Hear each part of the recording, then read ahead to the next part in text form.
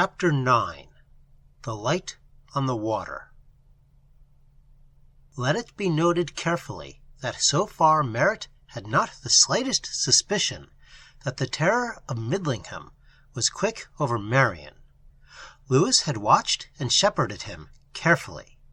He had let out no suspicion of what had happened in Marion, and before taking his brother-in-law to the club, he had passed round a hint among the members. He did not tell the truth about Midlingham, and here again is a point of interest, that as the terror deepened, the general public cooperated voluntarily, and, one would say, almost subconsciously, with the authorities in concealing what they knew from one another. But he gave out a desirable portion of the truth, that his brother-in-law was nervy, not by any means up to the mark, and that it was therefore desirable that he should be spared the knowledge of the intolerable and tragic mysteries which were being enacted all about them. "He knows about that poor fellow who was found in the marsh," said Lewis, "and he has a kind of vague suspicion that there is something out of the common about the case, but no more than that."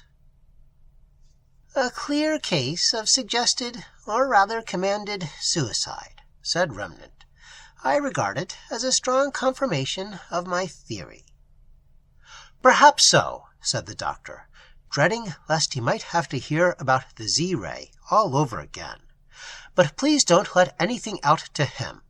I want him to get built up thoroughly before he goes back to Midlingham." Then, on the other hand, Merritt was as still as death about the doings of the Midlands. He hated to think about them, much more to speak of them. And thus, as I say, he and the men at the Porth Club kept their secrets from one another. And thus, from the beginning to the end of the terror, the links were not drawn together.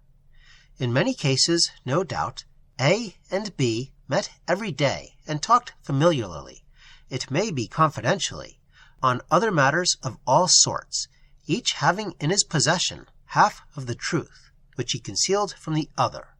So the two halves were never put together to make a whole. Merritt, as the doctor guessed, had a kind of uneasy feeling, it scarcely amounted to a suspicion, as to the business of the marsh, chiefly because he thought the official talk about the railway embankment and the course of the river rank nonsense. But finding that nothing more happened, he let the matter drop from his mind, and settled himself down to enjoy his holiday. He found, to his delight, that there were no sentries or watchers to hinder him from the approach to Larnac Bay, a delicious cove, a place where the ash grove and the green meadow and the glistening bracken sloped gently down to red rocks and firm yellow sands. Merritt remembered a rock that formed a comfortable seat, and here he established himself on a golden afternoon, and gazed at the blue of the sea and the crimson bastions and bays of the coast as it bent inward to Sarnow and swept out again southward to the odd-shaped promontory called the Dragon's Head. Merritt gazed on, amused by the antics of the porpoises, who were tumbling and splashing and gambolling a little way out at sea, charmed by the pure and radiant air that was so different from the oily smoke that often stood for heaven at Midlingham, and charmed, too, by the white farmhouses dotted here and there on the heights of the curving coast. Then he noticed a little rowboat about 200 yards from the shore. There were 2 or 3 people aboard. He could not quite make out how many, and they seemed to be doing something with a line. They were no doubt fishing, and Merritt, who disliked fish, wondered how people could spoil such an afternoon, such a sea, such pellucid and radiant air, by trying to catch white, flabby, offensive, evil-smelling creatures that would be excessively nasty when cooked. He puzzled over this problem and turned away from it to the contemplation of the crimson headlands. And then he says that he noticed that signaling was going on. Flashing lights of intense brilliance, he declares, were coming from one of those farms on the heights of the coast. It was as if white fire was spouting from it. Merritt was certain, as the light appeared and disappeared, that some message was being sent, and he regretted that he knew nothing of heliography. 3 short flashes, a long and very brilliant flash, then 2 short flashes. Merritt fumbled in his pocket for pencil and paper so that he might record these signals, and, bringing his eyes down to the sea level, he became aware, with amazement and horror, that the boat had disappeared. All that he could see was some vague, dark object far to westward running out with the tide. Now, it is certain, unfortunately, that the Mary Ann was capsized, and that 2 schoolboys and the sailor in charge were drowned. The bones of the boat were found amongst the rocks far along the coast, and the 3 bodies were also washed ashore. The sailor could not swim at all, the boys only a little, and it needs an exceptionally fine swimmer to fight against the outward suck of the tide as it rushes past Pengareg Point. But I have no belief whatever in Merritt's theory. He held, and still holds for all I know, that the flashes of light which he saw coming from Penyrhall, the farmhouse on the height, had some connection with the disaster to the Mary Ann. When it was ascertained that a family were spending their summer at the farm, and that the governess was a German, though a long naturalized German, Merritt could not see that there was anything left to argue about, though there might be many details to discover. But, in my opinion, all this was a mere mare's nest. The flashes of brilliant light were caused, no doubt, by the sun lighting up one window of the farmhouse after the other. Still, Merritt was convinced from the very first, even before the damning circumstance of the German governess was brought to light, and on the evening of the disaster, as Lewis and he sat together after dinner, he was endeavoring to put what he called the common sense of the matter to the doctor. "If you hear a shot," said Merritt, "and you see a man fall down, you know pretty well what killed him." There was a flutter of wild wings in the room. A great moth beating to and fro and dashed itself madly against the ceiling, the walls, the glass bookcase. Then a sputtering sound, a momentary dimming of the lamp. The moth had succeeded in its mysterious quest. "Can you tell me," said Lewis, as if he were answering Merritt, "why moths rush into the flame?"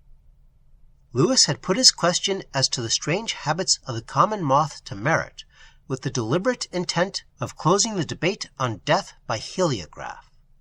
The query was suggested, of course, by the incident of the moth in the lamp, and Lewis thought he had said, "Oh, shut up," in a somewhat elegant manner. And in fact, Merritt looked dignified, remained silent, and helped himself to port. That was the end that the doctor had desired.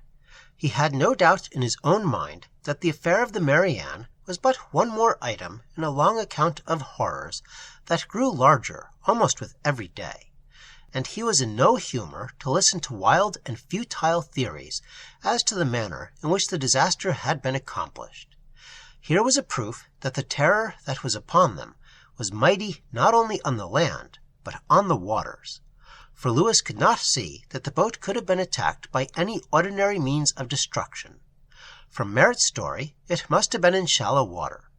The shore of Larnock Bay shelves very gradually, and the Admiralty charts showed the depth of water 200 yards out to be only 2 fathoms. This would be too shallow for a submarine, and it could not have been shelled, and it could not have been torpedoed. There was no explosion. The disaster might have been due to carelessness. Boys, he considered, will play the fool anywhere, even in a boat. But he did not think so. The sailor would have stopped them. And it may be mentioned that the 2 boys were, as a matter of fact, extremely steady, sensible young fellows, not in the least likely to play foolish tricks of any kind. Lewis was immersed in these reflections, having successfully silenced his brother-in-law. He was trying in vain to find some clue to the horrible enigma. The Midlingham theory of a concealed German force, hiding in places under the earth, was extravagant enough, and yet it seemed the only solution that approached plausibility. But then again, even a subterranean German host would hardly account for this wreckage of a boat, floating on a calm sea. And then what of the tree with the burning in it that had appeared in the garden there a few weeks ago, and the cloud with the burning in it that had shone over the trees of the Midland village?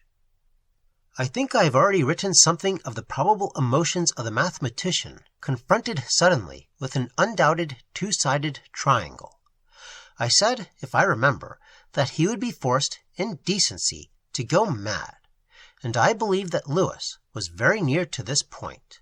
He felt himself confronted with an intolerable problem that most instantly demanded solution, and yet, with the same breath, as it were, denied the possibility of there being any solution. People were being killed in an inscrutable manner, by some inscrutable means, day after day, and one asked why and how, and there seemed no answer. In the Midlands, where every kind of munitionment was manufactured, the explanation of German agency was plausible, and even if the subterranean notion was to be rejected as savoring altogether too much of the fairy tale, or rather of the sensational romance, yet it was possible that the backbone of the theory was true. The Germans might have planted their agents in some way or another in the midst of our factories. But here in Marion, what serious effect could be produced by the casual and indiscriminate slaughter of a couple of schoolboys in a boat, of a harmless holiday-maker in a marsh?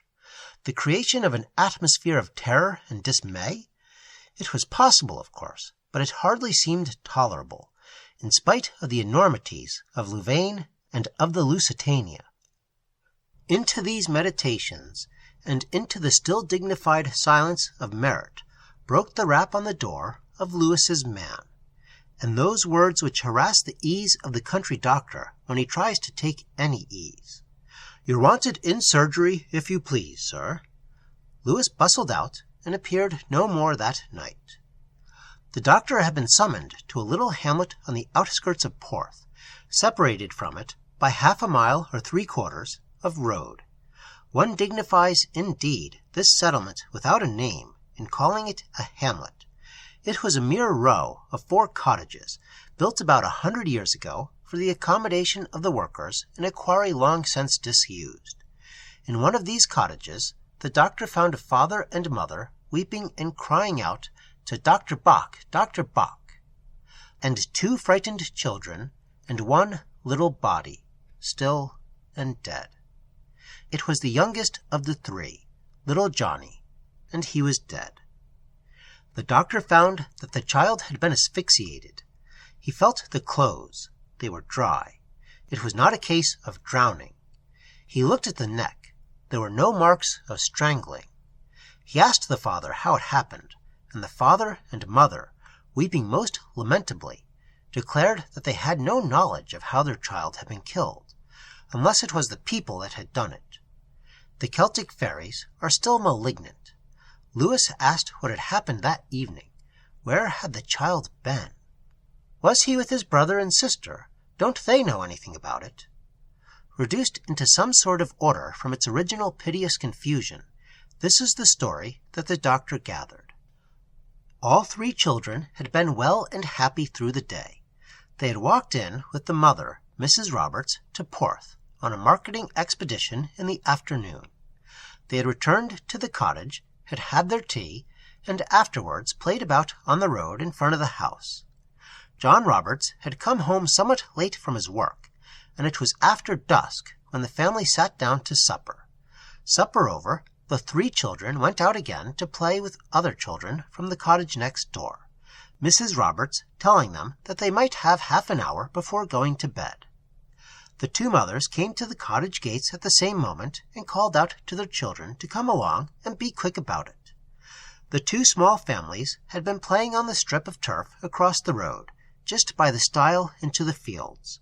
The children ran across the road, all of them except Johnny Roberts. His brother Willie said that just as their mother called them, he heard Johnny cry out, "Oh, what is that beautiful shiny thing over the stile?"